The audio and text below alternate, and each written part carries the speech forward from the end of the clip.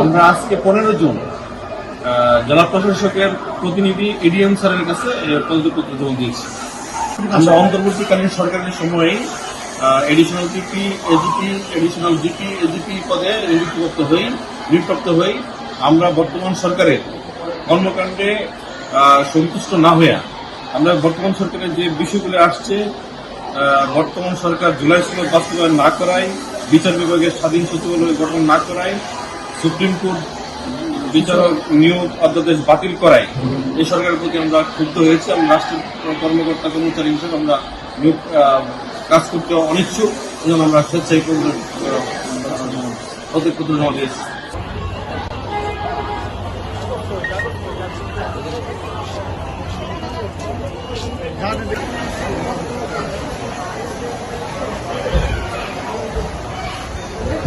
হয়েছে সংখ্যাগরিষ্ঠ হাইকোর্টে হয়েছে।